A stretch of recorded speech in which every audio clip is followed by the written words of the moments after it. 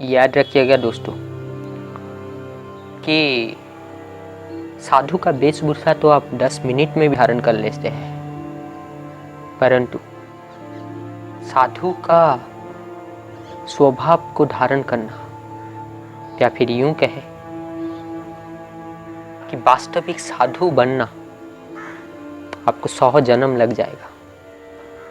यानी आप ऊपर ऊपर से पाखंड का आचरण तो दिखा सकते हैं कि आप बहुत बढ़िया साधु हैं, बहुत बड़े विद्वान हैं, परंतु साधुत्व का अंश मात्र तत्व भी आप में दिखाई नहीं दे रहा है। सिर्फ दिखाने के लिए आप कह रहे हैं आप साधु हैं, बाबा है, और वास्तव में आज कितना सब नाम आ चुका है, परंतु क्या जिनको आप ये सब संबोधन कर रहे हैं वो सही चीज़ आपको परस रहे हैं, सही चीज़ दे रहे हैं? क्या उससे आपका जीवन का समाधान हो रहा है, जीवन उच्चतम शिखर तक जा पा रहा है? और मान लीजिए दे भी रहे हैं लेकिन आप उसको मान नहीं ले रहे हैं, तो भूल उनका नहीं आपका हुआ। वास्तव में ये सब चीज़ें मैं आज क्यों कह रहा हूँ, ये इसलिए कहना पड़ रहा है क्योंकि ना आज कुछ नहीं हुआ तो ढोंगी बाबा बन जाना, पाखंडी मिथ्याचारी बन जाना ही आज का नव युग का सबसे बड़ा उद्योग क्षेत्र है, सबसे बड़ा धंधा क्षेत्र है, सबसे बड़ा जीविका का साधन है। मैं ये किस आधार पर कह रहा हूँ? मैं ये बाहरी ढांचा को देखकर, बाहरी स्वरूप को देखकर कह रहा हूँ।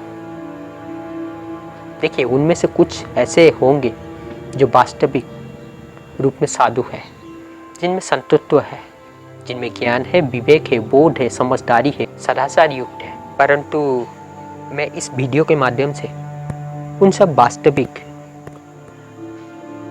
संत साधुओं को नहीं कह रहा हूँ, बल्कि उन सब पाखंडी मिथ्याचारी को कह रहा हूँ जो ऊपर ऊपर से भेष तो धारण कर लिए हैं, परंतु अगर उनके गुण को, उनके स्वभाव को, उनके आचरण को, उनके विचार को, उनके जीवन को देखा जाए तो उनका कथन और उनका आचरण यानी उनकी वाणी में कोई सामंजस्य नहीं है, सब पृथक है।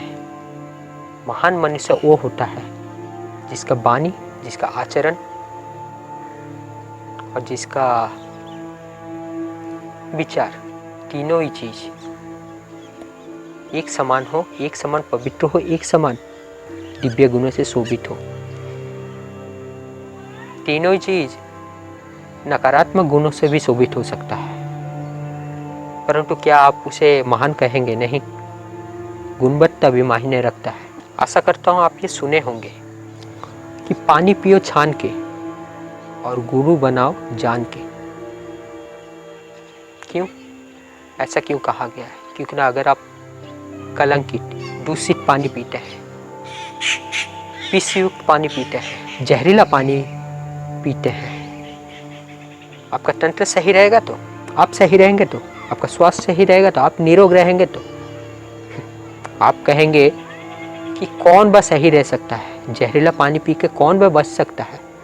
ठीक उसी प्रकार बंधुगण, आप अगर अज्ञान में हो, आपके पास इतना भी बोध नहीं कि गुरु किसे कहते हैं या फिर उनमें क्या क्या लक्षण होना चाहिए, ये सब कुछ भी नहीं जानते, तो जैसे अंधकार में हम सर्प को रस्सी मानकर गले में टांग देते हैं, क्या होता है? तब जब सर्प हमें डसेगा हम नहीं रहेंगे, हमारा राम राम सत्य हो जाएगा। ठीक उसी प्रकार बंधुगण, जब आपके पास इतना भी बोध नहीं रहता, कुछ भी नहीं पता, तो आप जब एक गलत गुरु को अपना आदर्श मान लेते हो, उनसे शिक्षा लेते हो, तो आपका विकास नहीं होता, आप में परिवर्तन नहीं आता। परिवर्तन आंतरिक होना चाहिए, बाहर से नहीं। आंतरिक परिवर्तन कैसे होता है? चेतना के स्तर पर। आप अगर मान लीजिए सैकड़ों के आधार पर आप अगर 10वीं पायदान में थे, तो अगर 10वीं थे, आप 20, 30, 40 ऐसे पायदान में ऊंचा उठते जा रहे हैं, यानी चेतना का स्तर बढ़ते जा रहा है। तब फिर आपका आंतरिक परिवर्तन हो रहा है। वास्तव में ये आंतरिक परिवर्तन क्या हमारे गुरुकुल प्रथा में नहीं था? अवश्य था। इसी को ही तो द्विज कहते हैं। एक जन्म माता के गर्भ से होता है, जब से हम इंद्रियों के स्तर से जीने लगते हैं। परंतु जब हमें गुरु मिलता है, जब हम गुरुकुल जाते हैं, जब हम इंद्रिय से चेतना के स्तर पर जीने के योग्य बन जाते हैं, तब हमारा दूसरा जन्म होता है, तब हम द्विज होते हैं। और वास्तव में बिना द्विज के अब मनुष्य नहीं बनते, क्योंकि ना वही इंद्रियों के स्तर में एक पशु भी जीता है, देह केंद्र से, अज्ञान के केंद्र से। विवेक नहीं रहता, बोध नहीं रहता, ज्ञान नहीं रहता। आहार, निद्रा, मैथुन ये तो पशु भी कर लेते हैं। तो मनुष्य का शरीर मिलकर आप भी अगर यही सब चीज़ों में सिमट गए, यही सब चीज़ों को अपना लक्ष्य बना लिए, तो कहाँ तक आपका जीवन सार्थक हुआ? कहाँ तक आप मनुष्य कहलाने के योग्य हुए? सभी जीवों में शेष जीव है मनुष्य, परंतु आपका आचरण, आपका व्यवहार, आपका गुण किस ओर इंगित करता है? मनुष्य ना होने की ओर। अब बाहरी रूप से मनुष्य अवश्य है, परंतु आपका आंतरिक गुण मनुष्य के तरह का नहीं। देवता तो छोड़िए, ब्रह्म तो छोड़िए, कालातीत तो छोड़िए, पहले मनुष्य बनिए। और वास्तव में जब आपके पास ज्ञान नहीं होता, विवेक नहीं होता, बोध नहीं होता, तभी जब आपसे थोड़ा बहुत ज्ञानी हो, थोड़ा बहुत क्या सूचना हो या फिर ज्ञान हो, वो क्या करता है? थोड़ा चालाक और चतुर भी हो, वो क्या करेगा ना, वो आपको मूर्ख बनाकर अपना धंधा चलाएगा। कैसे? साधु के बेस में, बाबा के बेस में। क्या मैं सही नहीं कह रहा हूं दोस्तों? हर चीज का, हर परिस्थिति का निष्पक्ष अवलोकन करिए, पक्षपाती अवलोकन नहीं। इस पर बहुत सारे लोग मुझ पर कटु टिप्पणियां कर सकते हैं, मुझे निंदा कर सकते हैं, मैं अप्रिय हो सकता हूं, परंतु उस बात का तकलीफ नहीं है मुझे, और ना ही मैं उस बात का चिंता कर रहा हूं। जो सत्य है उसी को मैं आपके सामने रख दे रहा हूं। एक महान मनुष्य का वाक्य है, क्या? कि सत्य को ग्रहण करने में और असत्य को त्यागने में हमें सदा उद्यत रहना चाहिए। पता है ये किसने कहा है? स्वामी दयानंद सरस्वती ने। अच्छा ज्ञान कहीं से भी मिले, उसे धारण कर लेना चाहिए। अपने दिमाग को खुला रखिए, अन्यथा अगर ये बंद हो गया तो आपका जीवन भी बंद हो जाएगा। आप वो कूप के मंडूक की तरह हो जाएंगे। उसका संसार सिर्फ उतना तक ही है, उतना तक ही सीमित है, उससे बाहर वो सोच नहीं सकता। ठीक उसी प्रकार ये आकाश कितना बड़ा है आप जानते हैं, परंतु मान लीजिए एक घड़ा है, उस घड़ा, उस कलश को मान लीजिए उसमें प्राण आ गया, उसे अगर ये पूछा जाए कि आकाश कितना बड़ा है, तो वो उसका ऊपरी हिस्सा जितना बड़ा है उतना गोलाकार हिस्सा को वो आकाश मानेगा, क्योंकि ना वो जानता नहीं कि उससे बाहर भी आकाश है और वो अनंत आकाश उसमें भी दिखाई दे रहा है। मैं सही नहीं कह रहा हूँ दोस्तों? पूछिएगा अपने आप से। वास्तव में ये प्रकृति ही सबसे बड़ा अनुसंधान केंद्र है, सबसे बड़ा पुस्तक है, सबसे बड़ा ज्ञान का अड्डा है। अब उससे कुछ न कुछ शिक्षा लिया जा सकता है, अगर मन में सीखने का लगन हो, जिज्ञासा रहे। वास्तव में आज का शिक्षा तो जिज्ञासा को ही समाप्त कर दे रहा है। तो अपने मूल विषय पर आते हैं। तो इन ढोंगी बाबा या फिर ये जो ढोंगी संत का पहचान कैसे करें, उसके लिए आपको पहले से जागरूक होना पड़ेगा, आपको पहले से ही सजाग होना पड़ेगा। पुस्तक पढ़िए, बोध ग्रंथ पढ़िए, बोध साहित्य पढ़िए, अपने आप को ऊपर लेके जाइए चेतना के स्तर पर। ताकि कोई आपको मूर्ख ना बना सके। अगर गलत गुरु मिल गया, गलत मार्गदर्शक मिल गया, तो आपका हालत क्या होगा, कैसे होगा?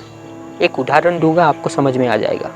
एक गुरु थे कृष्ण, उनके शिष्य मान लीजिए पांडव, या फिर मान लीजिए अर्जुन, ठीक है, या फिर मार्गदर्शन मान लीजिए श्री कृष्ण, और उन मार्गदर्शन को मानने वाला है अर्जुन।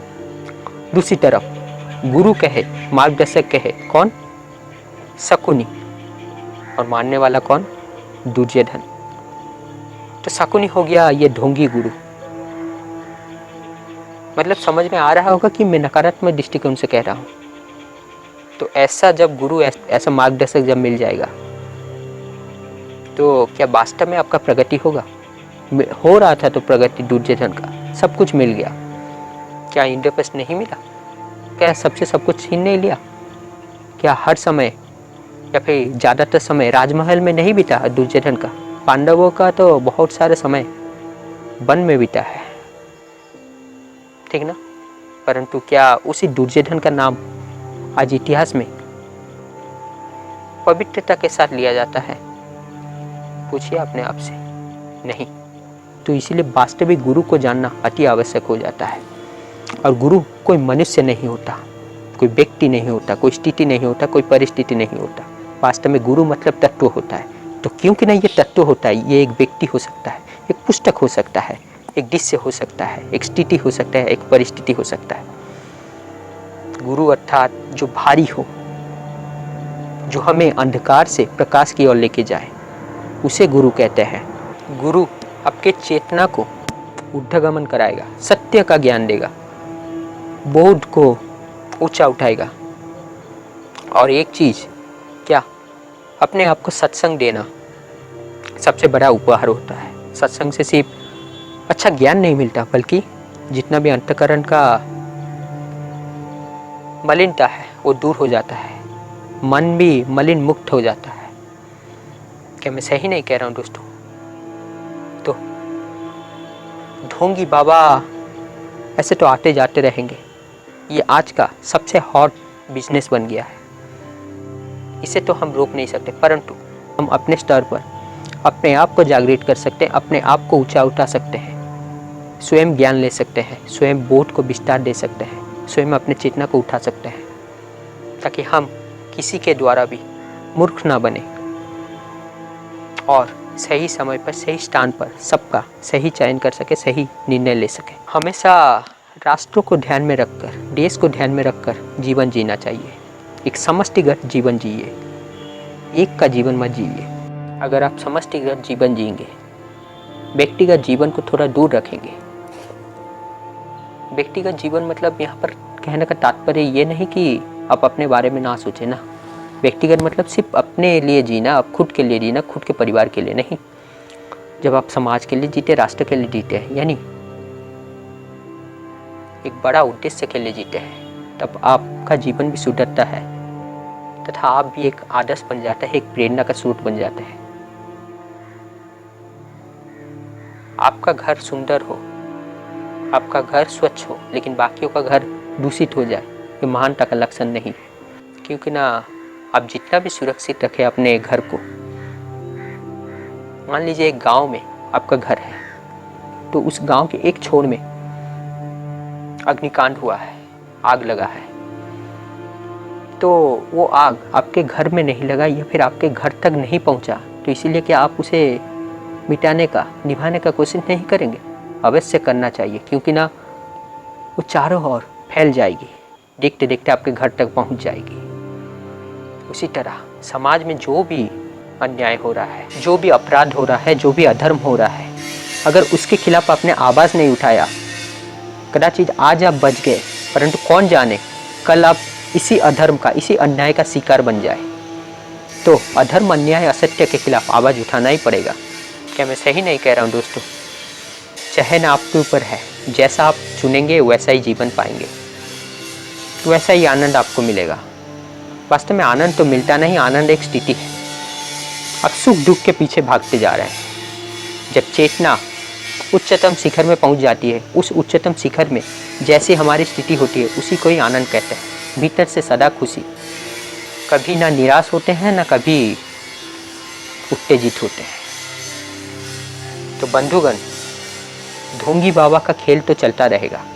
अपने आप को ऊंचा उठाइए, सत्य रास्ते में, धर्म के रास्ते में आगे बढ़ते रहिए। अपना कल्याण चेतना के ऊर्ध्वगमन होने में है, जड़ वस्तु के प्रति आसक्त होने में नहीं।